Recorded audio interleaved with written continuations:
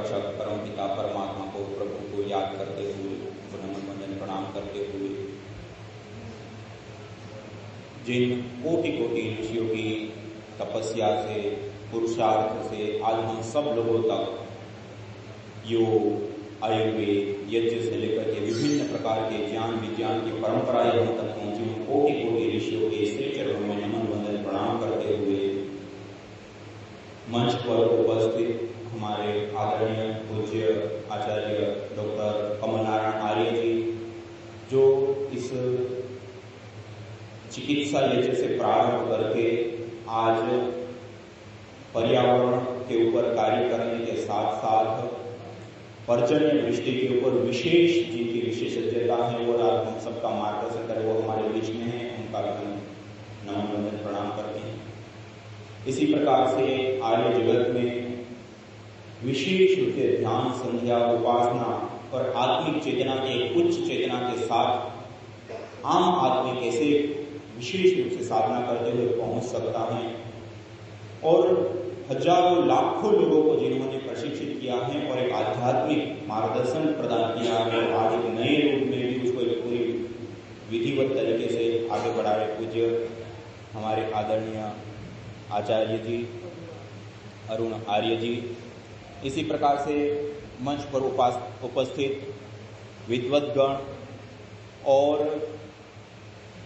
इस सभागार में उपस्थित आप सभी योगी साधक भाई बहन जो अपना अमूल्य समय निकाल करके आप यहाँ पर इस विशेष प्रशिक्षण शिविर के लिए पधारे हैं, आप सबको भी मैं प्रणाम करता हूँ, नमन करता हूँ, वंदन करता हूँ।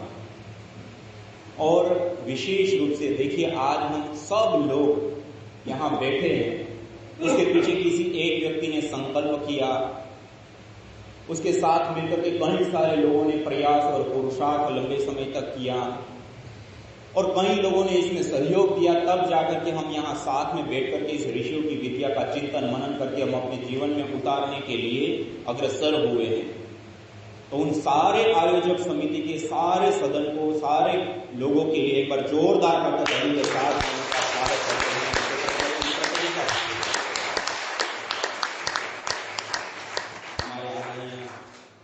अभयदेव शर्मा जी से लेकर के उनकी पूरी टीम, आर्य समाज से संबंधित संस्थाएं और भी कई सारी संस्थाएं मिलकर के इस कार्य में विशेष सहयोग दे रहे हैं, सबका हम कृतज्ञता पूर्वक अभिनंदन करते हैं। अगले क्रम में हम यज्ञ चिकित्सा के बारे में जानेंगे। कल आपको यज्ञ जो हम करते हैं तो उसकी क्या प्रोसेस होती है, किस प्रकार से वो कार्य करता है और उसके किस प्रकार के प्रभाव, रेडिएशन के ऊपर क्या प्रभाव आता है, धन आवेशित ऋण आवेशित कण के बारे में बताया। ऋण आवेशित कण बढ़ते उससे हमारी बॉडी अल्कलाइन होती है, क्षारीय बनती है, ब्लड सेरोटोनिन की मात्रा बढ़ती है, बैक्टीरिया, वायरस, फंगस से हमारा बचाव होता है, वायु प्रदूषण से हमारा बचाव होता है, आदि आदि अलग अलग छोटी छोटी कई सारी बातों के ऊपर आपका ध्यान विशेष रूप से आकर्षित किया था और काफी सारी बातें छोटी छोटी आपके सामने रखने का प्रयास किया था। आज हम विशेष रूप से यज्ञ चिकित्सा के विषय पर चर्चा करेंगे। मेरे साथ साथ आप सब लोग उच्चारण करेंगे। यया प्रयुक्त्या चेष्ट्या राजयक्ष्मा पुराजित ताम वेद विदिता आरोग्यार्थी प्रयोजयेत्। आयुर्वेद के अंदर ये एक चिकित्सा, यज्ञ चिकित्सा प्रमाण विशेष हमें प्राप्त होता है कि पूर्व काल में जिस प्रकार से दुसाध्य कोटि के जो रोग होते हैं, जिसको बड़े रोग कहे जाते हैं, उसको जीतने के लिए जिस प्रकार वेद विहित यज्ञ का अनुष्ठान किया जाता था और उस रोगों को जीता जाता था, वर्तमान में आरोग्य चाहने वाले व्यक्ति को उसी वेद विहित यज्ञ का अनुष्ठान करके उन बीमारियों को जीतना चाहिए। मेरे साथ बोलिए, यदि क्षितायु यदि वा परेतो यदि मृत्योरंतिकम नित एव तमाहरामि निर्ऋतेर अस्पार्श्वेन सतसारदाय। यदि क्षितायु यदि वा पर, तो यदि मृत्योरंतिकम, व्यक्ति की आयु क्षीण हो गई, उनके प्राण क्षीण हो गए, उनके धातु क्षीण हो गई, मृत्योरंतिकम, अब मृत्यु के अंतिम क्षणों को देख रहा है, तमाहरामि निर्ऋतेर अस्पार्श्वेन सतसारदाय, उसको भी यज्ञ उस स्थिति से बाहर लाता हूं, सतसारदाय, 100 साल की निरोग आयु प्रदान करता हूं। ये बहुत बड़ा आश्वासन है।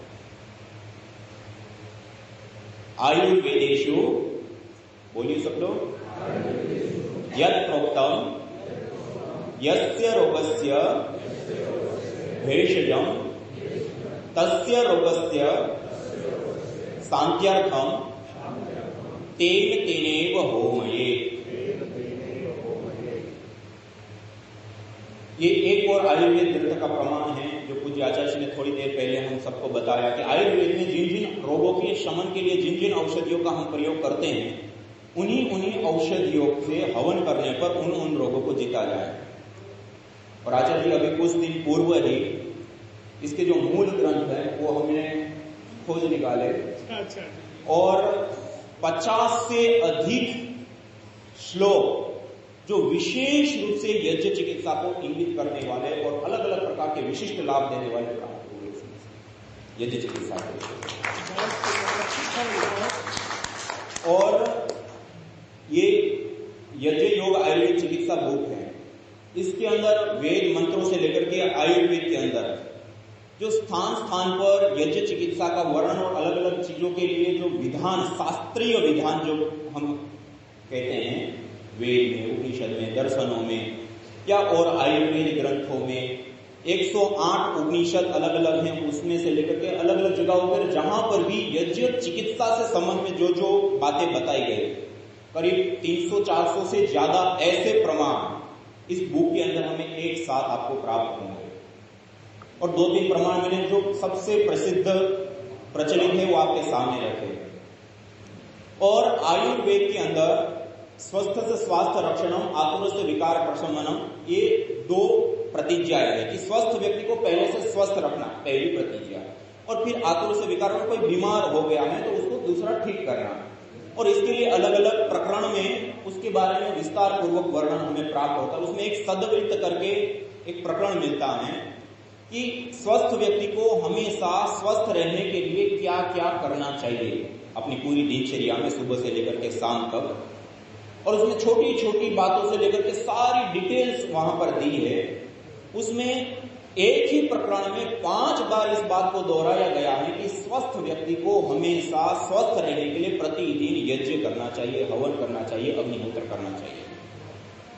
और वो क्यों करना चाहिए वो आपको कल भी काफी सारी बातें बताई कि हम जिस वातावरण में रहते हैं वो सुगंधित रहता है, स्वस्थ रहता है, औषधीय रहता है, बैक्टीरिया वायरस फंगस से बचाव होता है, वायु प्रदूषण से बचाव होता है, रेडिएशन से बचाव होता है, प्रकृति का संतुलन होता है। तो ये सारी चीजें हमारे आसपास की ठीक रहेगी तो हम स्वाभाविक रूप से ठीक रहेंगे। और हमारा सबसे अधिक और इंपॉर्टेंट आहार क्या है?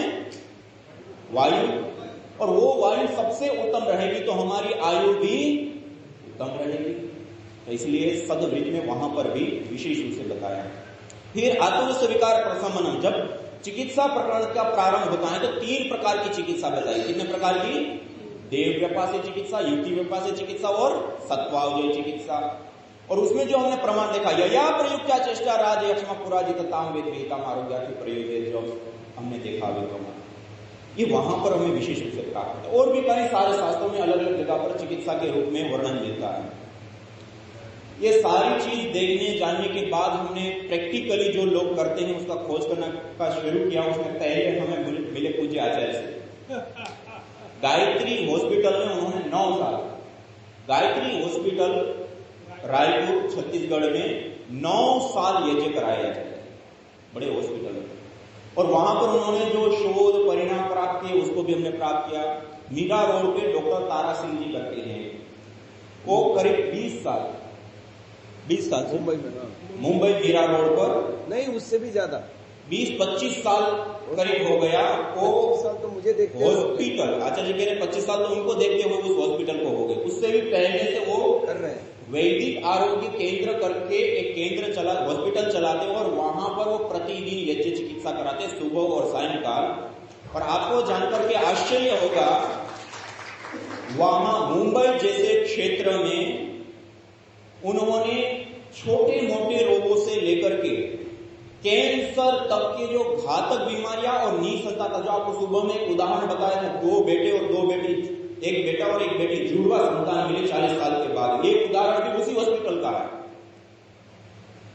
और उन्होंने इसके ऊपर और भी काफी सारा कार्य किया और एक बहुत बड़े परिणाम। और आज वहां पर मुसलमान लोग सिख लोग, और जैन लोग, जिसको कहते हैं कि ये यज्ञ कभी नहीं करते हैं, ये हिंदू का विरोध करने वाले लोग जिसको कहे जाते हैं, वो भी आज वहां पर आकर के हवन करते हैं, यज्ञ चिकित्सा करते हैं।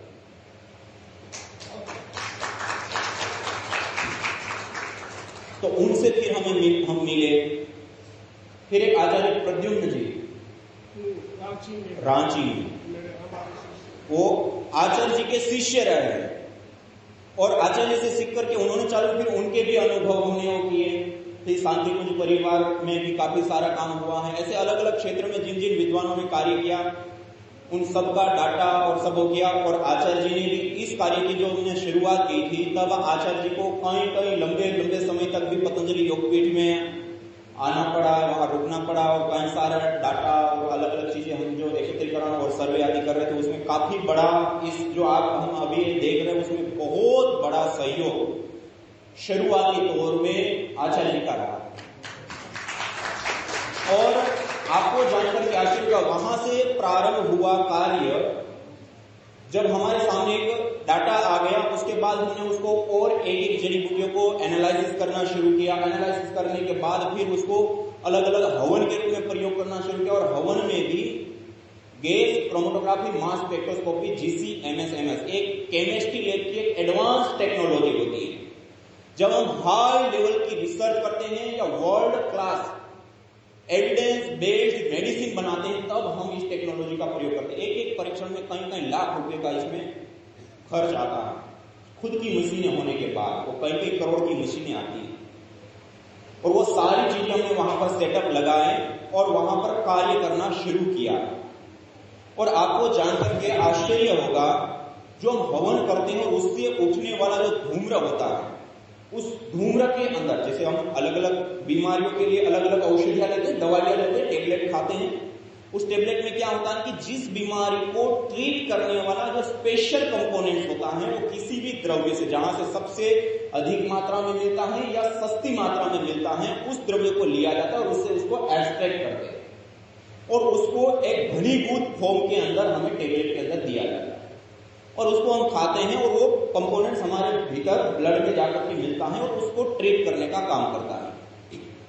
अब उसके अंदर जो अलग अलग दवाई के लिए अलग अलग जो कंपोनेंट्स होते हैं, हमने जब यज्ञ के अलग अलग औषधियों को लेकर के कार्य करना शुरू किया, उसमें न्यूरो प्रोटेक्टिव कंपोनेंट्स, जो तंत्रिका तंत्र को मजबूत करने के लिए, रीजनेट हुए सेल को रीजनेट, मानी जैसे नस नाड़ियां सूख जाती है ना, कहीं को कान से संबंधित, ना हमें सुबह में भी बताया, उस सूखी हुई नस नाड़ियों को भी वापस पुनर्जीवित करने के लिए जो कंपोनेंट चाहिए, वो ये यज्ञ के अंदर पैदा आएगा।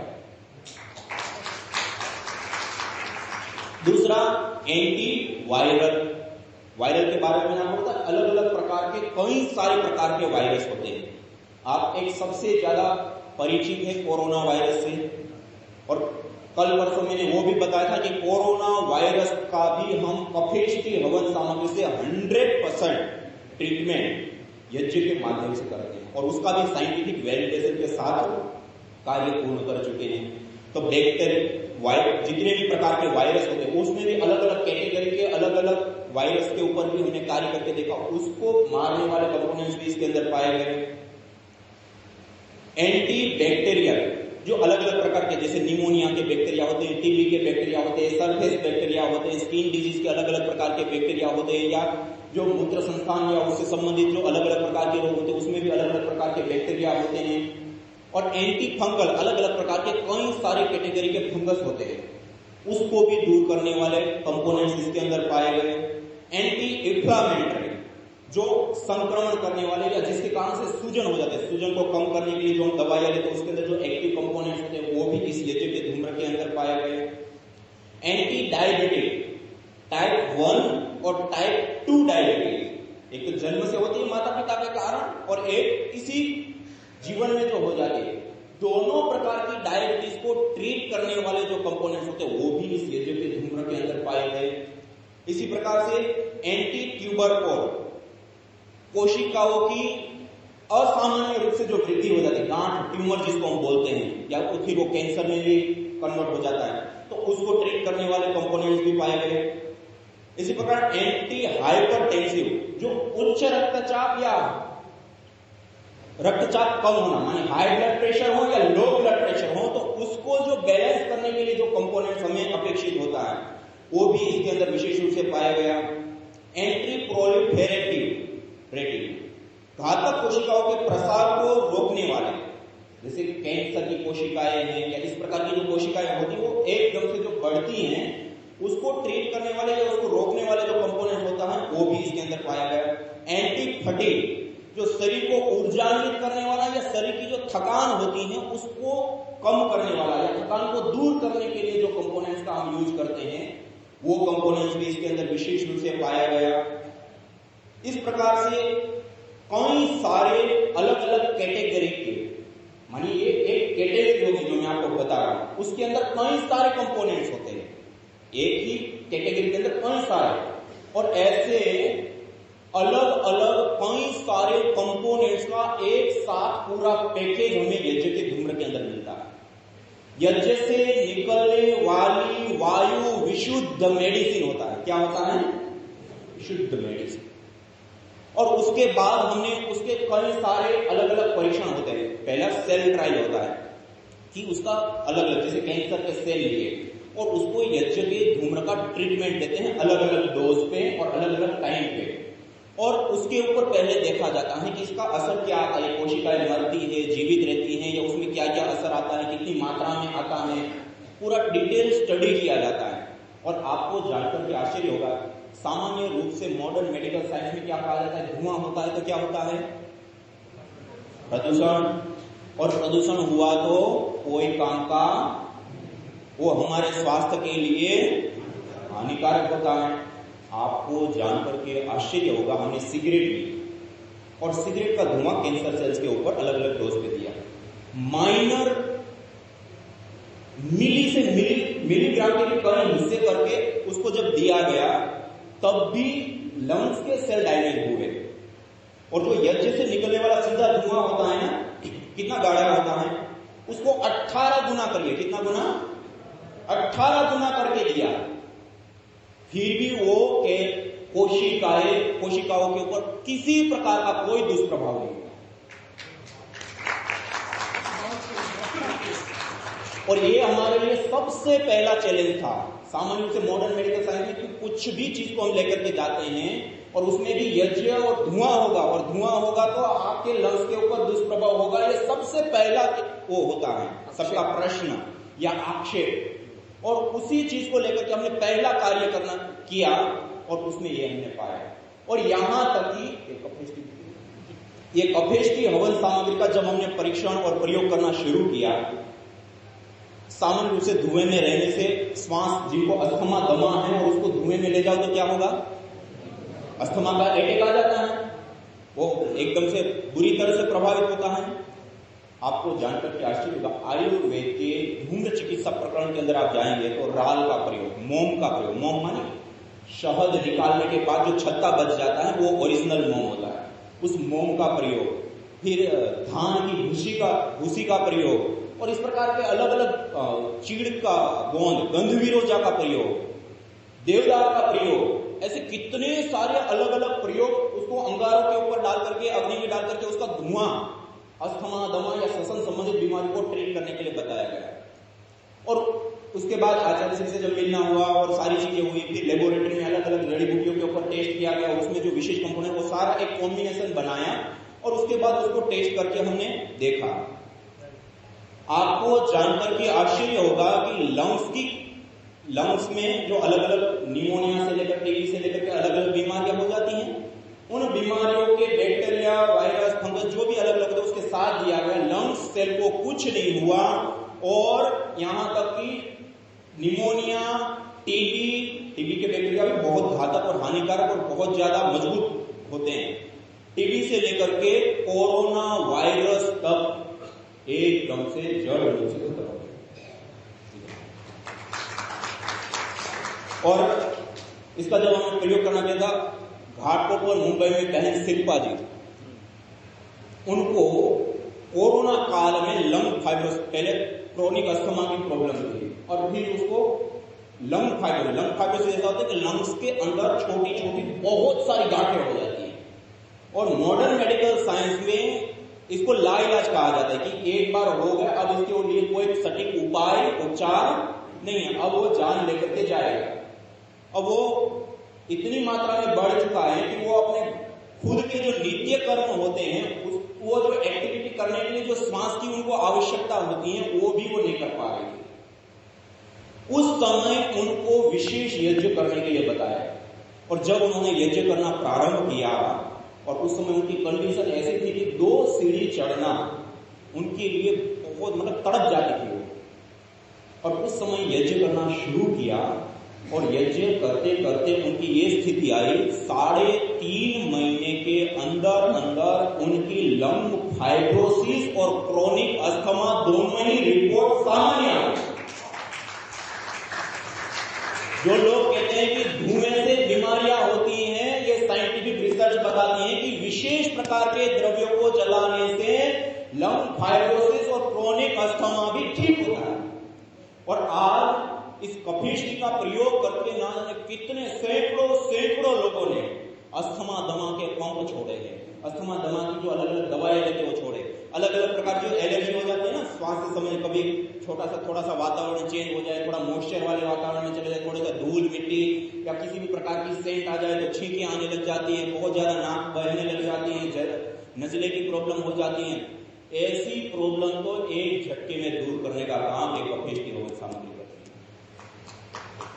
और आज एक नहीं, ये सारी जितनी भी हमारे पास 11 प्रकार की सामग्री रखी, कितनी 11 प्रकार। ये वर्ल्ड में पहली बार जैसे हम कोई हाई लेवल की एविडेंस बेस्ड मेडिसिन का जो निर्माण करते हैं और पूरी जो प्रोसेस हम फॉलो करते हैं, उन सारी रिसर्च स्टडी करके world class evidence based medicine के तौर पे ये आपके सामने सामग्री है, ये ऐसी वैसी नहीं है।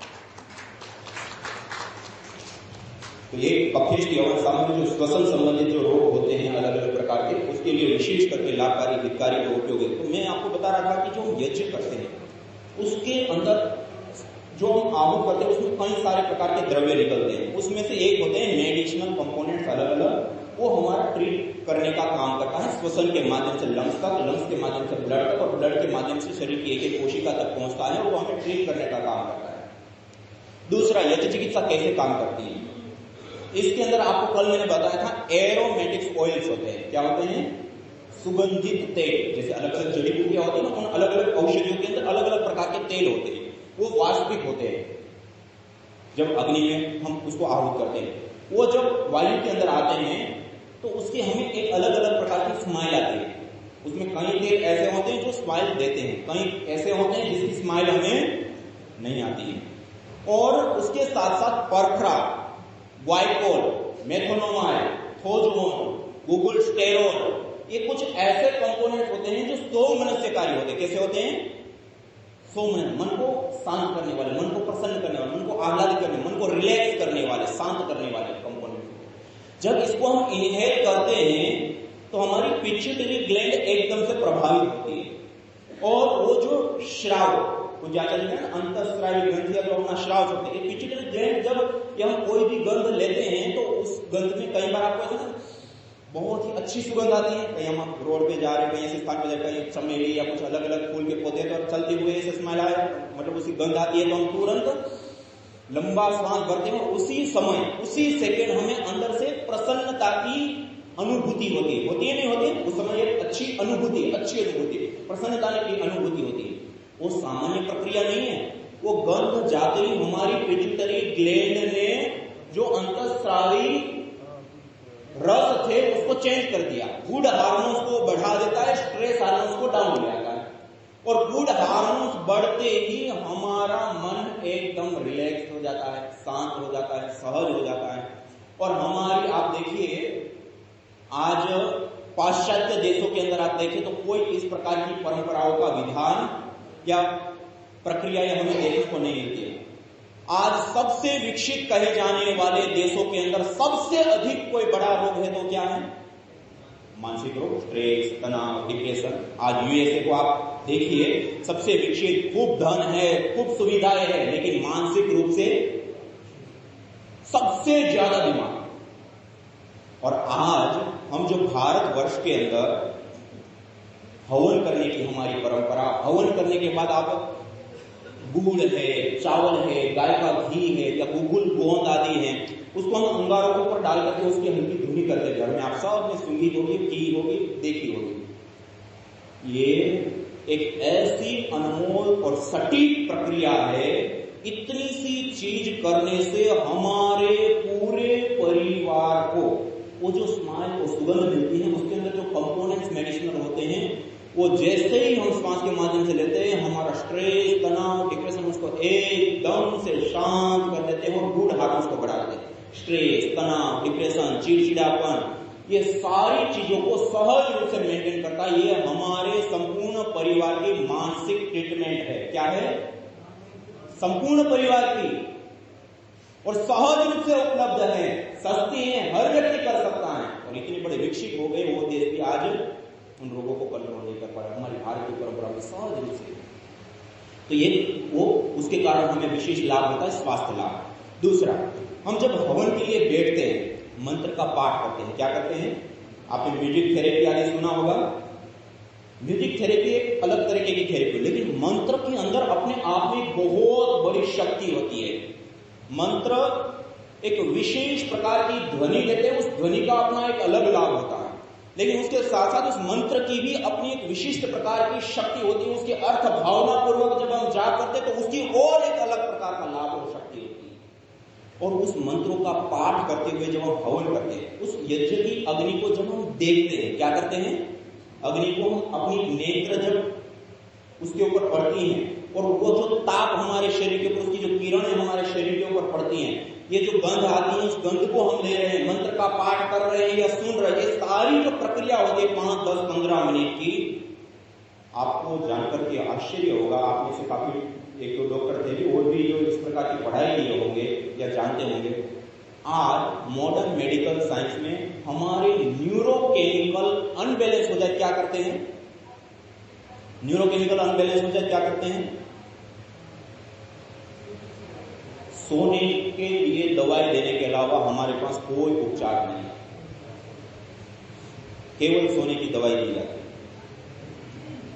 और आपको जानकर के आश्चर्य होगा, प्रतिदिन मंत्र पाठ के साथ 15 से 20 मिनट जो व्यक्ति हवन सुबह और सायंकाल करता है, जिनके न्यूरोकेमिकल बिल्कुल अनबैलेंस अवस्था में चल रहे हैं, 3 महीने के अंदर अंदर वो बैलेंस में आ जाते हैं।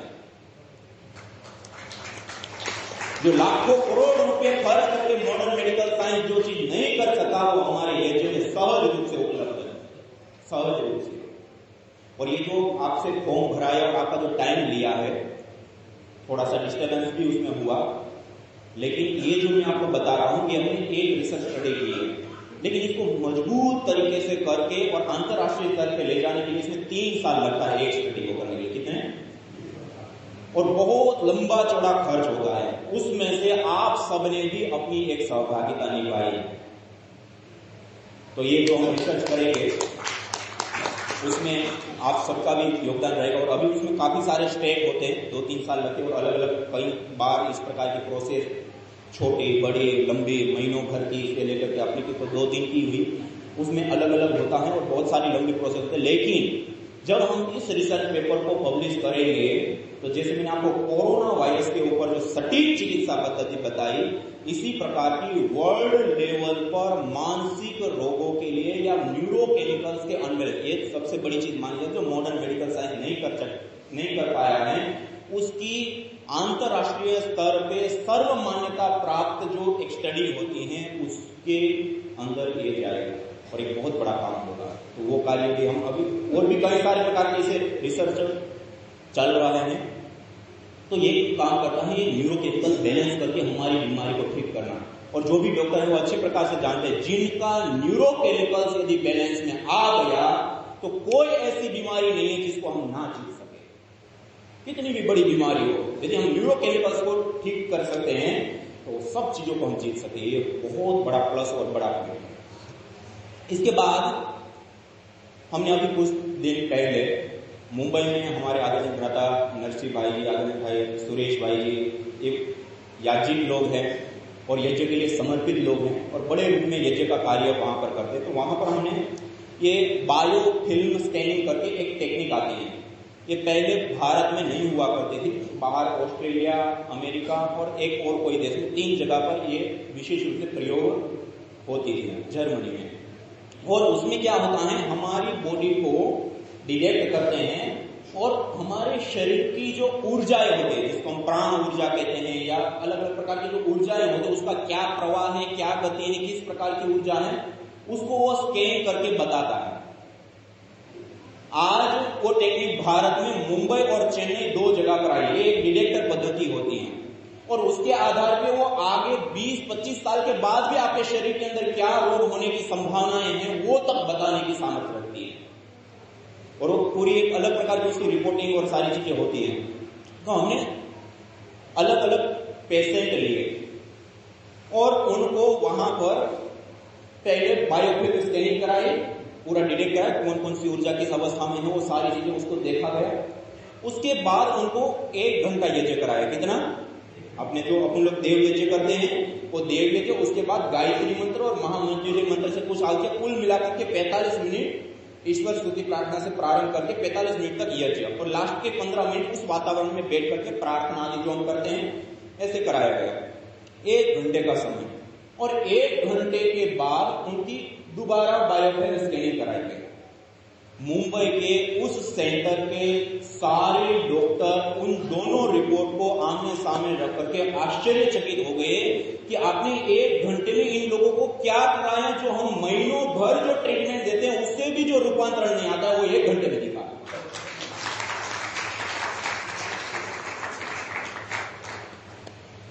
अर्थात हम जब ये यज्ञ करने के लिए जब बैठते हैं और उस दौरान जो वो अग्नि का जो प्रभाव है, वहां पर जो आपको जो नैनो टेक्नोलॉजी का बताया था कल, सूक्ष्मीकरण का सिद्धांत, उससे लेकर के अग्नि का प्रकाश से लेकर ये मंत्र का पाठ से लेकर के सारी चीजें जिस प्रकार से हमारे शरीर के ऊपर प्रभाव डालती है, हमारे मन के ऊपर प्रभाव डालती है, हमारे हार्मोन्स के ऊपर प्रभाव डालती है, हमारे न्यूरोकेमिकल्स के ऊपर प्रभाव डालती है, उसके परिणाम स्वरूप हमारे पंच प्राण, पंच उपराण, सप्त धातु ये पोषित होती है। हमारा आंतरिक मूल तंत्र स्ट्रॉन्ग, सशक्त और प्राण शक्ति हमारी मजबूत हो जाती है यज्ञ को करने के। और एक बार के यज्ञ में इतना अंतर आता है, जब 15 दिन, 20 दिन, महीने भर जब किया जाए तो उनकी प्राण ऊर्जा इतनी बढ़ जाती है कि उनके शरीर के अंदर रोग की बात तो दूर, किसी भी प्रकार का कोई भी नेगेटिव उसके ऊपर प्रभाव नहीं पड़ सकता जो यज्ञ करता है। इसके अंदर एक ऊर्जावान व्यक्तित्व तैयार हो जाता है। तो उसके कारण हमारी चिकित्सा होती है, माने श्वास से लेकर के, गंध से लेकर के, हार्मोन से लेकर के, न्यूरोकेमिकल से लेकर के, नैनो पार्टिकल जो आपको कल बताया, नैनो पार्टिकल का जो प्रभाव होता है उससे लेकर के, गैसों के अंदर जो मेडिसिनल कंपोनेंट्स होते हैं उससे लेकर के, मंत्र का जो प्रभाव होता है उससे लेकर के, अग्नि के प्रभाव तक, ये सारी चीजें हमें एकदम से हमारे तन को भी और हमारे मन को भी एकदम से ट्रीट करने, इस सर्वांगीण चिकित्सा है, ना केवल तन की चिकित्सा। साइकोसोमेटिक कहते हैं ना, तन से मन और मन से तन, और ये यज्ञ ऐसी विद्या है जो तन और मन दोनों को साथ में ट्रीट करने का काम करता है। इसलिए हम जो मॉडर्न मेडिकल साइंस में भी जो बड़े बड़े रिसर्च करके भी जिस लेवल तक नहीं पहुंच पाए, उस लेवल के रिजल्ट हम इस यज्ञ चिकित्सा से देने में समर्थ हो पाए। और जब हम ये यज्ञ चिकित्सा करते हैं तो उस यज्ञ चिकित्सा में अलग अलग रोगों के लिए अलग अलग प्रकार की सामग्री, थोड़ा सा मैं परिचय कराता हूं क्योंकि अब समय भी हमारे पास सीमित है। थोड़ा सा परिचय कराते हुए हम आगे बढ़ेंगे। तो उसमें पहली हवन सामग्री है प्राणेष्टि हवन सामग्री। कौन सी है? प्राणेष्टि। ये प्राणेष्टि हवन सामग्री आपने अष्टवर्ग के औषधियां सुनी होगी, जो च्यवनप्राश आदि में विशेष रूप से आयु के लिए जो यूज की जाती हैं, प्राण शक्ति को बढ़ाने के लिए जो यूज की जाती हैं, उन विशेष औषधियों का सम्मिश्रण है प्राणेष्टि हवन सामग्री। और इस प्राणेष्टि हवन सामग्री से जब हम हवन करते हैं और उससे उत्पन्न जो धूम्र होता है उसमें असराल्डिहाइड, सिनेमेल्डिहाइड, प्रोलिन से लेकर के अलग अलग प्रकार के और भी बहुत सारे प्रकार के कंपोनेंट्स होते हैं, लेकिन ये भारी मात्रा में होते हैं। और ये जो कंपोनेंट्स होते हैं वो विशेष करके जिनको मल्टीपल डिजीज है, एक साथ 2, 4, 5 बीमारियां हो गई हैं, बहुत इम्यूनिटी पावर कम रहती है, कमजोर हैं, थोड़ा सा ही वातावरण परिवर्तन हो जाए तो रोग हो जाते हैं, छोटा मोटा खाना पीने में चेंज हो जाए तुरंत बीमार हो जाते हैं। तो इस प्रकार के रोगियों के लिए विशेष करके ये प्राणेश की हवन सामग्री, और इससे हवन करके हम विशेष रूप से संपूर्ण स्वास्थ्य को प्राप्त कर सकते हैं। इसी प्रकार से दूसरी हवन सामग्री मधुइष्टि। ये मधुइष्टि हवन सामग्री विशेष रूप से टाइप 1 और टाइप 2 जो डायबिटीज होती है उसके लिए, विशेष रूप से एराकिडोनिक एसिड, ट्रिप्टोफैन, लाइकोपिन से लेकर के अलग अलग प्रकार के जो पेनक्रियास को सक्रिय करने वाले जो कंपोनेंट्स होते हैं, डायबिटीज को कंट्रोल करने वाले जो तत्व होते हैं, वो विशेष रूप से हमें इस मधुइष्टि हवन सामग्री से प्राप्त होते हैं, उसके धूम्र के अंदर। तो डायबिटीज के लिए हम मधुइष्टि हवन सामग्री का विशेष रूप से प्रयोग करते हैं। इसी प्रकार से मेधेष्टि हवन सामग्री। मेधेष्टि हवन सामग्री जितने भी मस्तिष्क से संबंधित रोग होते हैं, पैरालाइसिस से लेकर के पार्किंसन से लेकर के माइग्रेन पेन से लेकर के मिर्गी से लेकर के जितने भी मस्तिष्क से संबंधित अलग अलग प्रकार के स्ट्रेस, तनाव, डिप्रेशन, बहुत ज्यादा परेशान रहते हैं, या फोबिया से लेकर के अलग अलग जो बीमारियां होती हैं, उन सब रोगों के लिए मेधेष्टि हवन, सिनेमेल्डिहाइड, प्रोटोनोलेक्टोन से लेकर के अलग अलग प्रकार के ऐसे कंपोनेंट्स होते हैं जो मस्तिष्क से संबंधित जो रोग होते हैं उसको ट्रीट करने का विशेष रूप से कार्य करता है। और इस मेधेष्टि ये हमने जब शुरू किया था उसमें एक प्रयोग मुंबई घाटकोपर में बहन दिव्या जी, आपको जानकर के आश्चर्य हो, बहन दिव्या जी की उम्र लगभग कितनी होगी? यही कोई 18-20 साल की उम्र होगी वो बेटी। वो कॉलेज शायद कर रही थी, कॉलेज में प्रवेश किए और उनको ब्रेन ट्यूमर हुआ, और मुंबई के एक बड़े हॉस्पिटल के अंदर उसका ऑपरेशन हुआ, और ऑपरेशन के दौरान जो भी अंदर कुछ छेड़छाड़ हुई, डॉक्टर ने पहले कहा था कि ये ऑपरेशन बहुत ही सीरियस होता है, और यदि सक्सेस हुआ तो ठीक है, वरना फिर इसमें आगे पीछे होने की संभावना ज्यादा होती है। ब्रेन का ऑपरेशन था, और वास्तव में वो कोमा में चले गए। ऑपरेशन के बाद वो कोमा से बाहर ही नहीं आए, और उसके बाद 6-7 महीने लगातार वो हॉस्पिटल में एडमिट रहे। कई लाख रुपए का उन्होंने खर्च किया उनके माता पिता ने कि उसको कैसे भी करके हम उसको उस स्थिति से बाहर लाए। और वो जो ट्रीटमेंट दिया गया उसके शरीर के ऊपर जो प्रभाव हुआ था, उनके हाथ पे पूरे टेढ़े मेढ़े हो गए थे, आंखें कह रहे थे पूरी बाहर प्रोजेक्शन करते, पूरी नस नाड़ियां आंखों की सूजी हुई। खाने के लिए गले से अलग से नली, नासिका से नली डाले हुए हैं, श्वास के लिए अलग से मशीन और उससे नली है, उससे श्वास लेना देना, पेशाब पानी के लिए नली है, और 7 महीने से बेड के ऊपर पड़ी और उनको कुछ पता नहीं है।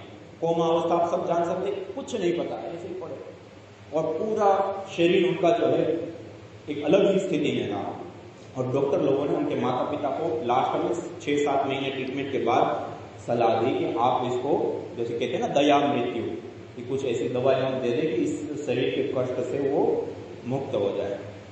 उनके माता पिता ने वो सलाह नहीं मानी और वो घर पे लेकर के आए।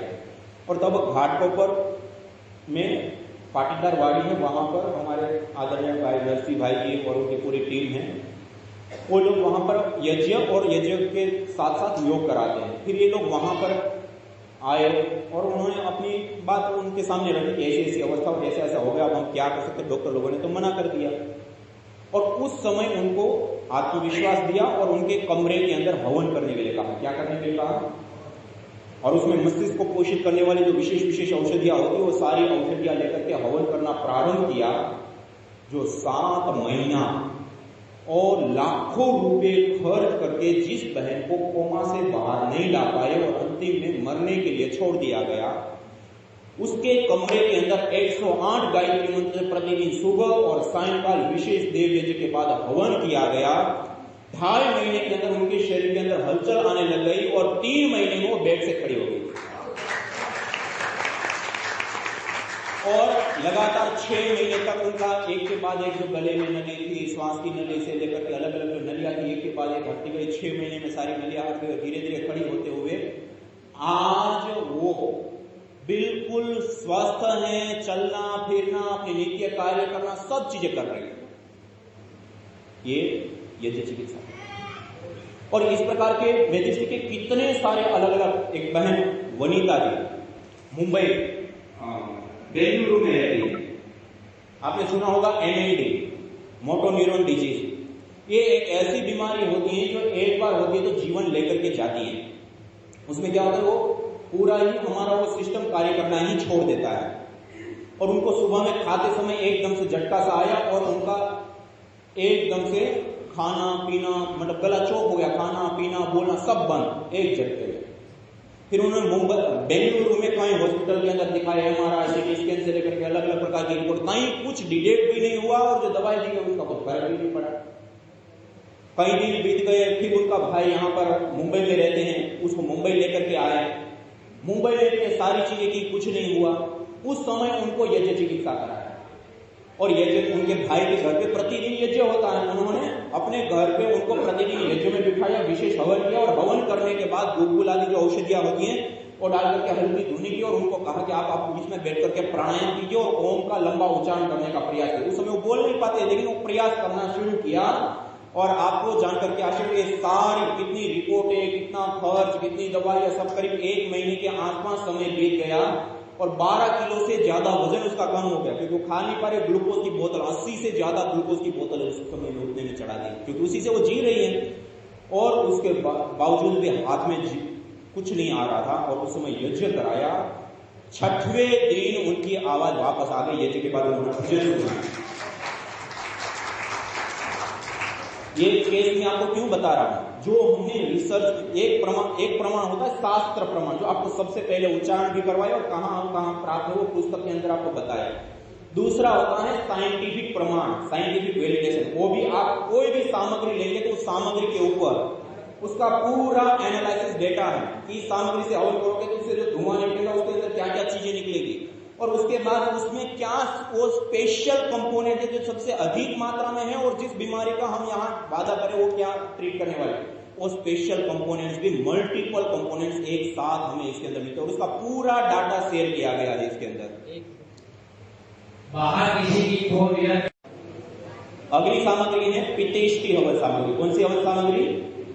पित्तेष्टि हवन सामग्री का जब हम हवन करें तो सेसमिन से लेकर के लाइकोक्सेंथिन से लेकर के सेरोटोनिन से लेकर के अलग अलग प्रकार के ऐसे कंपोनेंट जो विशेष रूप से जो हमारे शरीर के अंदर पित्तज रोगों का जो प्रकोप होता है, जिनको बहुत ज्यादा शरीर में गर्मी रहती है, बहुत ज्यादा पसीना आता है, पसीने में बहुत ज्यादा बदबू आती है, बालों का असमय में सफेद होना, बालों का जड़ना, छाती में जलन होना, एसिडिटी की प्रॉब्लम हो जाना या फोड़े, फुंसी आदि जो चर्म रोग अधिक मात्रा में होते हैं, जितने भी इस पित्त से संबंधित रोग हैं, उन पित्त से संबंधित रोगों के शमन के लिए विशेष करके पित्तेष्टि हवन सामग्री से विशेष रूप से हवन करते हैं।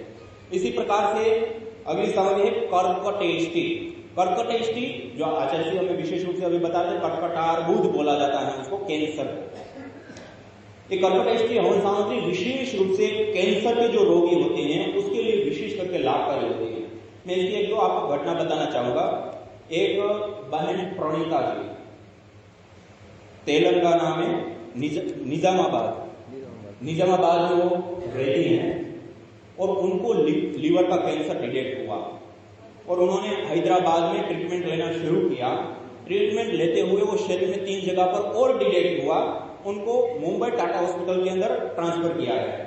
वहां पर उन्होंने इम्यूनोथेरेपी करी जाती है, उसके लिए उन्होंने सजेस्ट किया। इसके अलावा कि हम ये प्रयोग कर सकते हैं, उसमें भी उन्होंने कहा कि हम गारंटी नहीं दे सकते कि ठीक हो जाएगा, क्योंकि इसकी स्टेज बहुत बढ़ गई है और इसका हम प्रयोग कर सकते हैं। और वो एक इंजेक्शन 3 लाख का आता है और 2.5 लाख का, और उसके बाद 50,000 के आसपास की उसके ऊपर मेडिसिन लगती है, 1 डोज। ऐसे उन्होंने 5 डोज लिए। कितने लिए? और वो इतना खतरनाक होता है कि एक बार एक इंजेक्शन लगा 15, 20, 25 दिन तक वो बेड से खड़ी नहीं हो सकती, 15, 20, 25 दिन तक। और ऐसी जर्जर अवस्था में शरीर चला जाता है।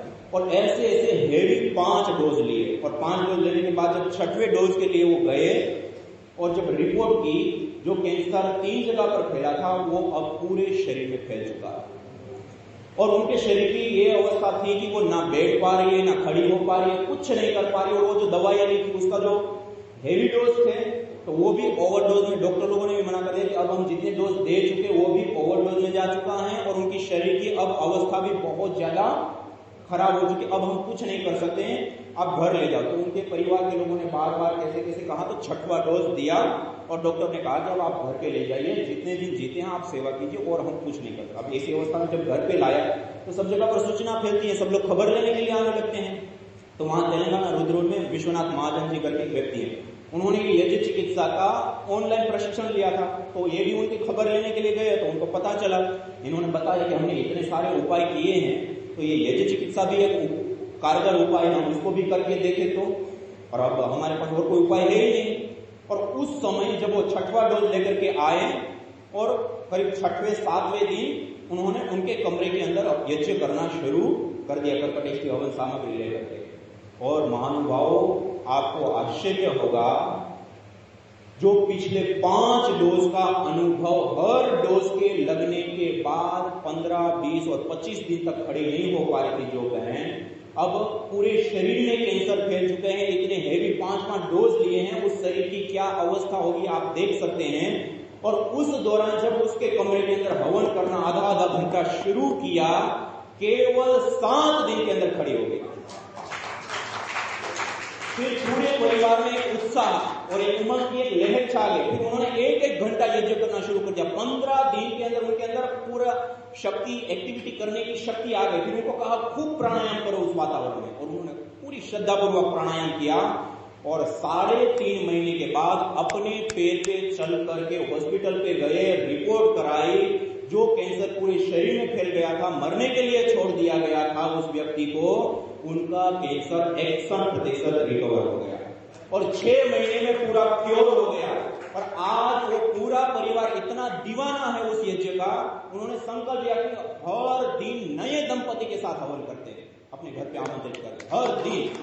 और उनको अपने पूरे परिवार या अपने जिले में कहीं उनको पता चल जाए कि किसी को कैंसर या ऐसी बड़ी बीमारी हुई है, बिना आमंत्रण के वो अपने घर से सारा हवन का कुंड से लेकर के सामग्री से लेकर घी सारा लेके जाते हैं, और उसके साथ अपना जो उपचार उन्होंने किया था उनकी सारी फाइलें सब लेकर के जाते हैं और उनको सिखाते हैं, बताते हैं और प्रेरणा देते हैं। उस समय जो उन्होंने वो सारी फाइल लेकर जाते 57 लाख खर्च किए थे। कितने? 57 लाख, 57। और उसके बाद भी जीवन हाथ में नहीं था और 7000 का हवन किया और पूरी तरह से ठीक हो गई। ये है यज्ञ चिकित्सा का प्रभाव। और उसी परिवार ने, ये जो मैंने आपको कल एक उदाहरण बताया था, विश्वनाथ महाजन और श्रीनिवास वास्तव का, जो ब्लैक फंगस और कोरोना से पूरी तरह से प्रभावित हो गए थे और पूरा मरने के लिए छोड़ दिए थे और वापस नवजीवन, वो उसको भी जीवन देने का काम इसी परिवार का काम था। इन्होंने ही जाकर उनको सिखाया, बताया, कराया, प्रेरणा दी और उन्होंने किया। और बिल्कुल मरणासन अवस्था में थे, पूरी फंगस आदि ब्लैक फंगस फैल गया था, कोरोना भी उसके शरीर के अंदर था और उस समय उसके उस स्थिति से बाहर आए थे। और इसी प्रकार वहीं पे माया करके एक माता जी, उनको ब्रेन ट्यूमर हुआ था और पूरे शरीर के अंदर पेन भी हो रहा था और जो सेंसर होते वो सारे बंद होने लगे थे, आंखों में देखना बंद हो गया, बहुत ज्यादा। वो बहुत गरीब परिवार की माता थी, तो वो कुछ उपचार करने की उनकी सामर्थ्य नहीं था। इन्होंने उनको भी जाकर के सिखाया, बताया, और आपको जानकर के आश्चर्य होगा, उनका ब्रेन ट्यूमर का जो ये पहले बहन दिव्या जी का बताया, सेम स्टेज थी ब्रेन ट्यूमर की, और उनको यज्ञ कराया, उनका ब्रेन ट्यूमर भी घुल गया, आंखों से देखना शुरू हो गया, पूरी तरह से नॉर्मल आ गया। तो ऐसे ये आपको कर्कटेश्वरी से कुछ उदाहरण बताओ, और ऐसे ना जाने कितने सारे अलग अलग प्रकार के एग्जाम्पल है, उदाहरण है जो यज्ञ चिकित्सा। और ये जो मैं आपको बता रहा हूं ना, आप यज्ञ दर्शन यूट्यूब चैनल है, क्या नाम है? यज्ञ दर्शन। यज्ञ दर्शन, उसके ऊपर आप जाकर के देखेंगे तो वहां पर हमने एक प्लेलिस्ट है, यज्ञ चिकित्सा एक्सपीरियंस। यज्ञ चिकित्सा से जिन लोगों ने विशिष्ट प्रकार के लाभ लिए हैं और ऐसी अवस्था से जो बाहर आए हैं, उन्होंने स्वयं ने जो अपने अनुभव शेयर किए अपने मुख से, उनकी हमने वीडियो बनाई है और वो सब हमने वहां शेयर किया। आप देखेंगे तो आपको बड़ा गर्व होगा और प्रेरणा मिलेगी कि इतनी गंभीर अवस्था के रोग जिसको हम प्री मॉडर्न मेडिकल साइंस में इतना सारा कुछ होते हुए भी नहीं कर पा रहे, वो यज्ञ चिकित्सा से हो पा रहा है। और वो क्यों हो पा रहा है उसका भी कल से लेकर के आज तक आपको कई सारे प्रमाण और उसकी प्रक्रियाएं, विधि, हार्मोन्स बैलेंस से लेकर के न्यूरोकेमिकल बैलेंस से लेकर के प्राण शक्ति के बढ़ने से लेकर के गैस फॉर्म में मेडिसिनल कंपोनेंट्स अंदर जाने से लेकर के नैनो पार्टिकल्स के रूप में मेडिसिनल कंपोनेंट्स प्राप्त होने से लेकर कई सारी ऐसी प्रक्रियाएं हैं जिसके कारण से हमारे पूरे शरीर को एकदम से ऊर्जान्वित प्राण शक्ति से युक्त करता है और हमें इन बीमारियों से निजात देने का काम करता है। कर्कटेष्टि के बारे में आपको थोड़ा सा बताया।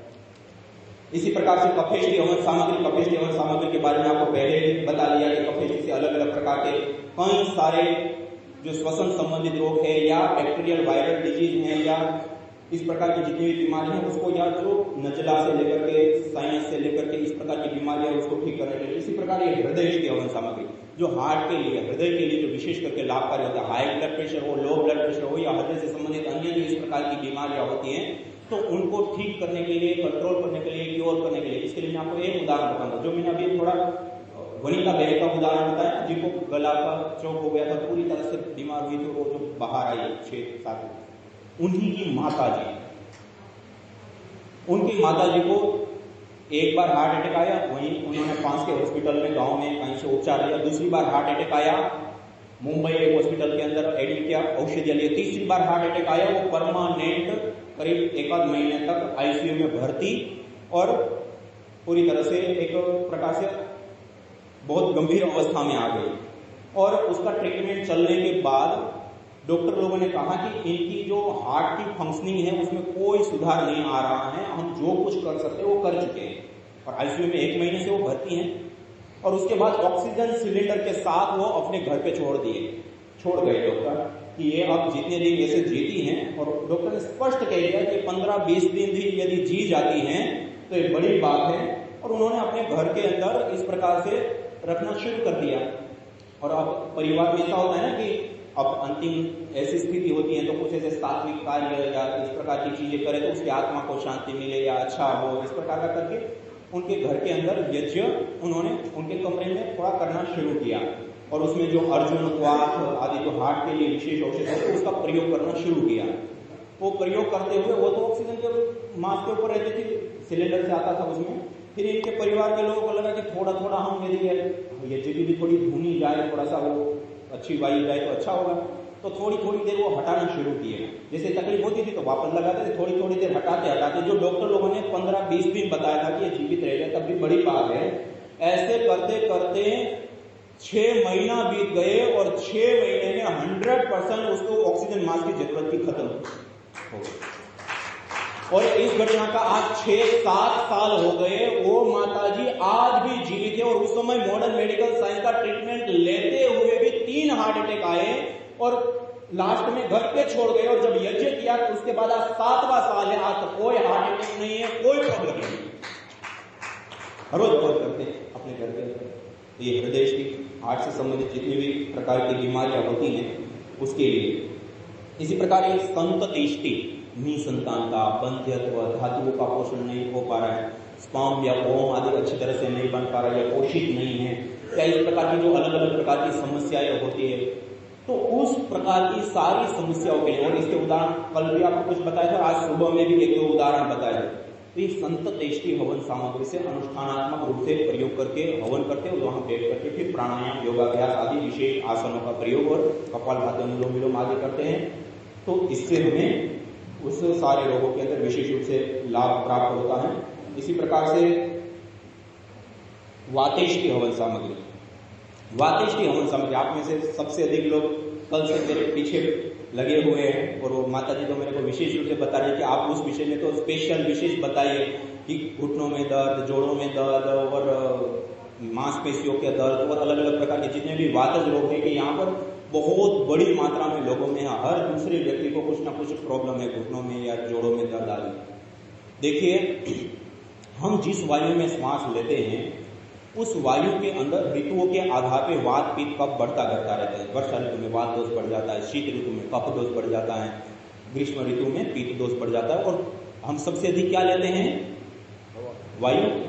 तो अधिक वायु लेते हैं तो उस अधिक वायु के कारण हमारे शरीर के अंदर भी वात पित्त दो कफ दोष बढ़ते घटते रहते हैं वातावरण के आधार पर। और जब हम रुक्ष वातावरण में रहते हैं, जैसे राजस्थान का रुक्ष वातावरण माना जाता है, जहां पर रुक्षता अधिक होती है वहां पर वात दोष स्वाभाविक रूप से बढ़ा हुआ पाया जाता है। दूसरा, खान पान में भी कई प्रकार की ऐसी चीजें होती है जैसे शीतल चीजें हैं, ठंडी चीजें हैं, रुक्ष चीजें हैं। ऐसी चीजों का सेवन यदि अधिक परिवार में हो रहा है तो उसके कारण भी वात दोष बढ़ जाते हैं। तो उसमें हम क्या करें? पहला करें कि हम अपने घर के अंदर वातेष्टि से हवन करें। तो हम जो वायु के अंदर 24 घंटा श्वास ले रहे हैं उसके अंदर वो तत्व हमें प्राप्त होंगे तो उससे एक बचाव होगा। दूसरा, खाने पीने में जो रुक्ष चीजें हैं उससे विशेष रूप से बचे। शीतल चीजें हैं, रुक्ष चीजें हैं, उन चीजों से अपना बचाव करें। और तिल के तेल का विशेष उपयोग, वात के शमन के लिए तिल का तेल एक उत्तम औषधि के रूप में होता है। एरंडी का तेल है मालिश आदि करने के रूप में या सेवन आदि के रूप में, उसको एक विशेष रूप से लाभकारी होता है। और इसी प्रकार ऑर्थोग्रीक, पिडानिल गोल्ड, पिडानिल वटी, ये कुछ ऐसी औषधियां आयुर्वेदिक मेडिसिन है, वो भी वातज रोगों के शमन के लिए विशेष रूप से काम आती है। वातारी चूर्ण, जिनको कॉन्स्टिपेशन कफ आदि भी ज्यादा रहता है या गैस आदि भी ज्यादा बन जाए तो वातारी चूर्ण आदि होते हैं। तो 2-4 औषधियां और सारी चीजें होती हैं, उसका समन्वित प्रयोग करने से एकदम से हमें इन सारे प्रकार के वातज रोगों में विशेष प्रकार से लाभ होता है।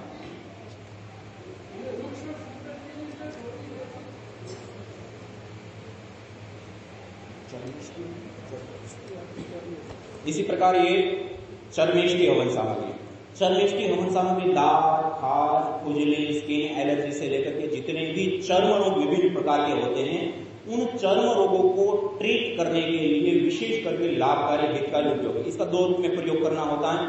पहला तो हम हवन करते हैं, हवन करने के बाद जो अंगारे होते हैं उसके ऊपर इसी चर्मेष्टि हवन सामग्री के साथ गाय का घी मिला करके अंगारों के ऊपर डालकर और गाढ़ी धुनी करके, और जो प्रभावित अंग होता है उस अंग को विशेष रूप से धूपित करते हैं। क्या करते हैं?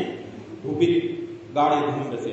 तो ये चर्मेष्टि हवन सामग्री जितने भी अलग अलग प्रकार के चर्म रोग होते हैं उसके लिए। और इसी प्रकार से 2 धूपन द्रव्य हैं। एक ये दिव्यष्टि, ये दिव्यष्टि एक नया फॉर्मुलेशन के साथ एक अलग द्रव्य है।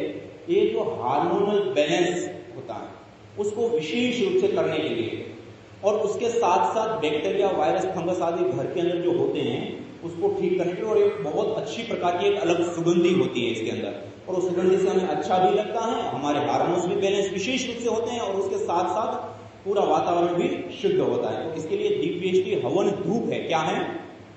इसको हवन कर लिया, अग्नि शांत हो गई, हल्के जो अंगारे होते हैं उन अंगारों के ऊपर 1 चम्मच रख दिया और उसकी हल्की हल्की धुनी होने देते हैं। इस प्रकार से ये विशेष रूप से दिव्यष्टि का प्रयोग किया जाता है। इसी प्रकार ये गुग्गुल एक गोंद होता है, एक प्रकार का विशेष पेड़ होता है, उसमें छेका लगा करके उसके गोंद को श्रावित होने देते हैं, उसको लिया जाता है। ये भी कई प्रकार के होते हैं, लेकिन ये विशुद्ध जो गुग्गुल होता है वो अलग ही प्रकार का पेड़ होता है, और ये 100% गारंटी के साथ शुद्धतम गुग्गुल पतंजलि का आपके साथ सब जगह पर उपलब्ध है, आप ले सकते हैं।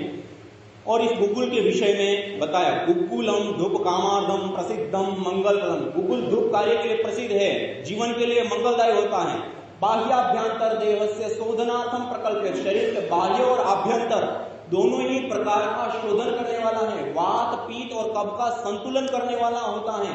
घृत गुलगुलो होमेच सर्वोत्पादादि मर्दन, घी और गुग्गुल से हवन करने पर सभी प्रकार के उत्पाद, शारीरिक उत्पाद, मानसिक उत्पाद, प्रकृति के उत्पाद शांत होते हैं।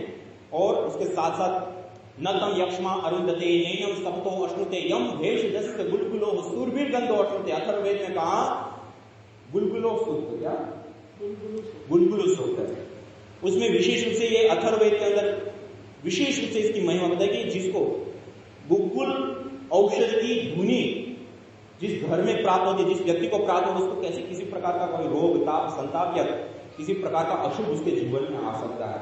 और ये गुग्गुल की धुनी हमारी परंपरा में घरों में स्वाभाविक रूप से हम करते हुए आ रहे हैं, तो ये बहुत ही उपयोगी होता है। जैसे हमने हवन कर लिया तो अनिवार्य रूप से हमें हवन के बाद 1 चम्मच मात्रा में अंगारों पर डाल करके इस गुग्गुल की धुनी सबको लेनी चाहिए। इससे पूजन भी होता है, वातावरण शुद्ध होता है, सात्विक होता है, और उसके अंदर कई सारे प्रकार के अलग अलग मेडिसिनल कंपोनेंट, वाइकोल, मेथोनोमाइल, बोर्नियोल, थोजोन से लेकर के ऐसे कंपोनेंट होते हैं जो मन को शांत, सहज, एकाग्र करने के साथ साथ संपूर्ण स्वास्थ्य, आरोग्य, वाजपेय, कफ का संतुलन से लेकर के अलग अलग प्रकार के लाभ हैं। तो गुग्गुल की धुनी हमें अपने घर के अंदर जरूर करनी चाहिए हवन के उपरांत। अब सामान्य रूप से देखिए, एक प्रश्न आपका आया था कि हवन कैसे करना चाहिए।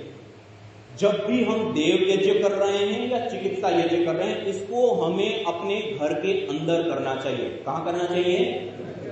जब हम घर के अंदर करते हैं तो घर की जो दूषित वायु होती है उसका छेदन भेदन होकर के वो बाहर निकलती है, ताजी वायु अंदर आती है। दूसरी, यज्ञ के माध्यम से वो घर के अंदर जितना भी सोफा, गद्दे, पर्दे, सामान, अनेक प्रकार का वो सारा का सारा क्लीन हो जाता है, शुद्ध हो जाता है। बैक्टीरिया, वायरस, फंगस, ये सब दूर हो जाता है। अलग अलग प्रकार की जो गैसेज होती है, जिसको इंडोर एयर पोल्यूशन कहा जाता है, जैसे मैंने आपको बताया ना, WHO क्या बताया, 70 लाख से अधिक लोग मर जाते हैं।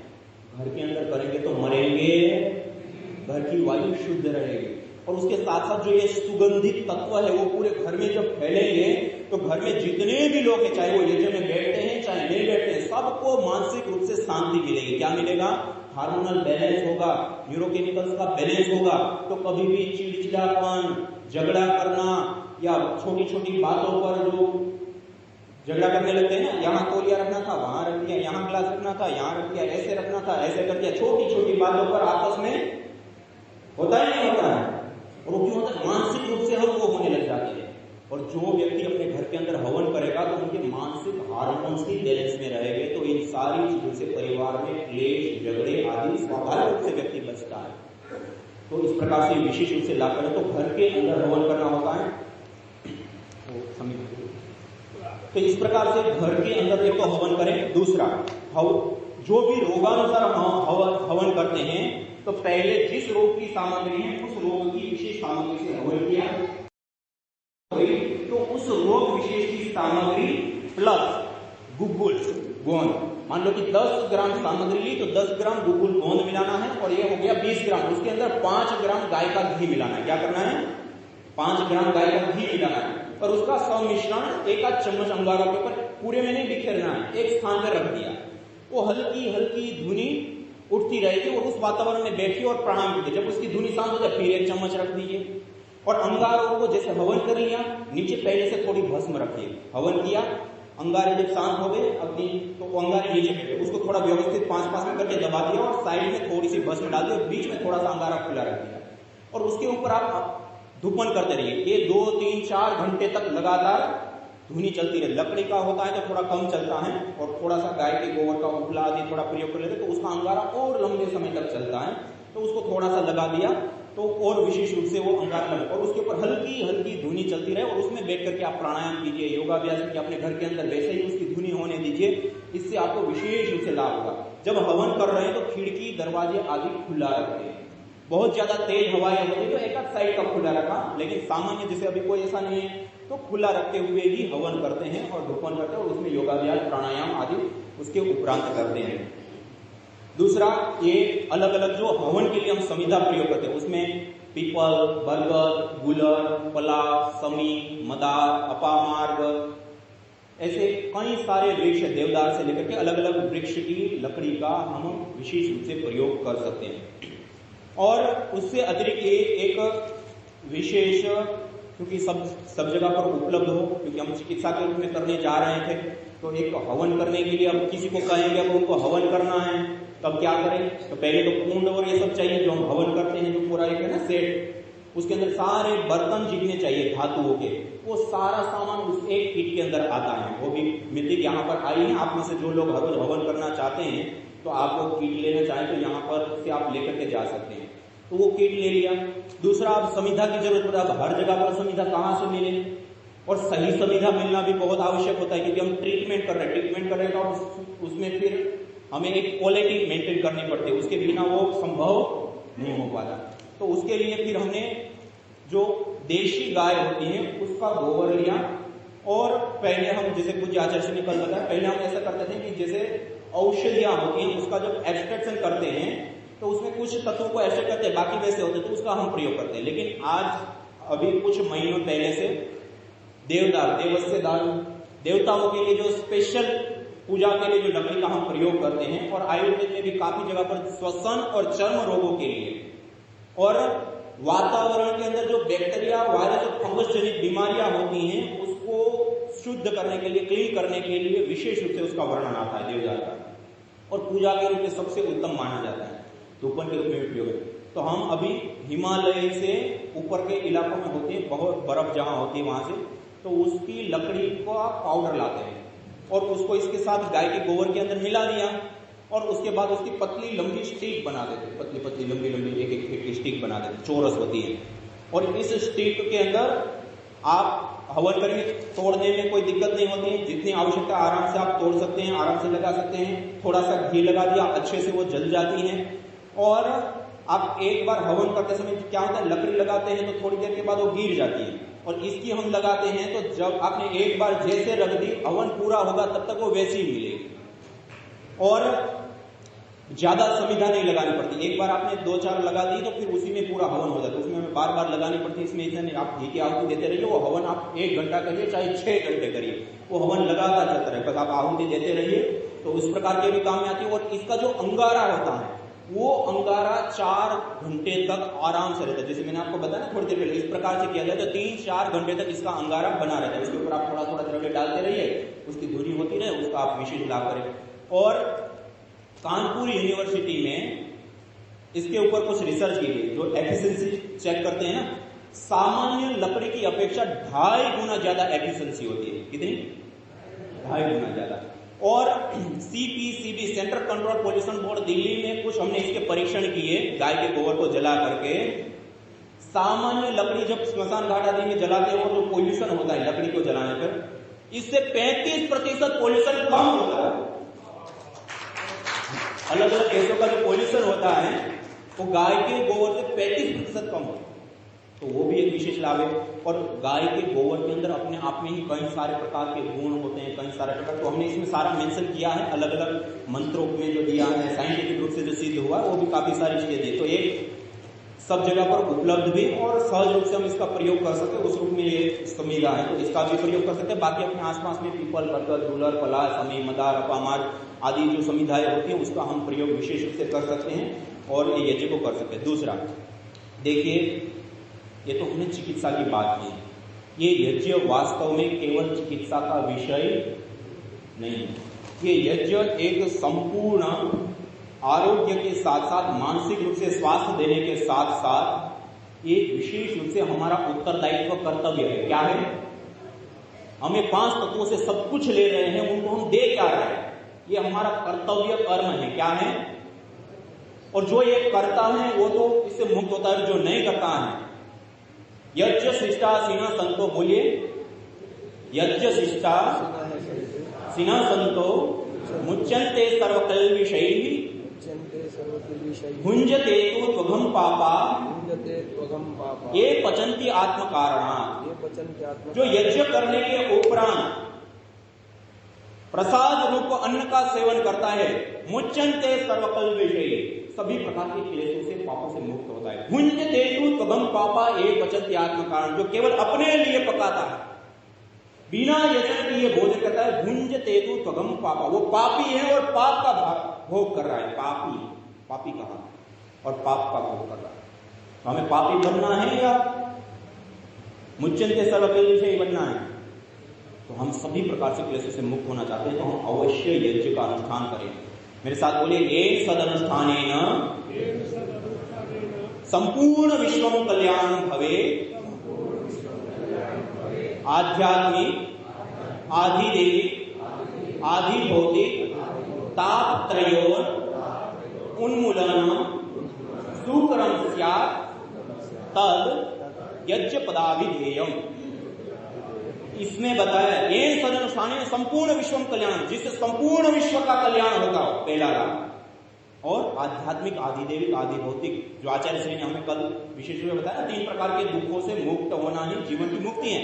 और ये तीनों ही प्रकार के दुखों का उन्मूलनम सुकरम स्यात्, जिससे उसको दूर करना सरल हो जाए, तद यज्ञ पदाभिधेयम्, यज्ञ का कार्य, यज्ञ के माध्यम।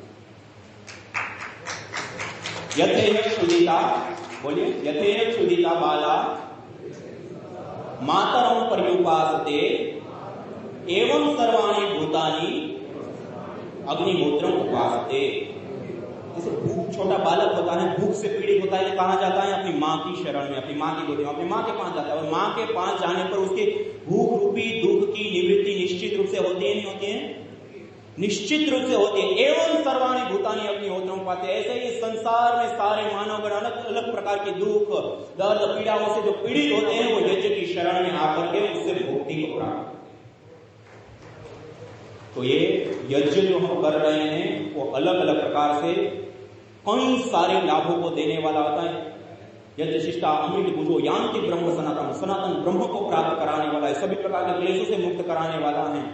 और एक और जब हम यज्ञ नहीं करते हैं तो पापी बता दिया व्यक्ति को, पाप का भोग करने वाला बताया। स्वाहा स्वधाकार विवर्जितानि स्मशान तुल्यानि गृहाणि, स्मशान के तुल्य घर को बता दिया जहां पर हवन नहीं होता है। मानी एक और करने पर ब्रह्म तत्व की प्राप्ति तक की बात है, क्लेशों से पापों से सबसे मुक्ति की बात है। और एक और यज्ञ नहीं करने पर स्मशान के तुल्य और पापी तक बता दिया। तो ये एक छोटा सा यज्ञ 5, 7, 10 मिनट में होने वाला। और इस यज्ञ में यदि आपको और भी खर्च नहीं करना तो अपने घर के अंदर चावल होते हैं, अक्षर चावल, आप उससे भी हवन कर सकते हैं।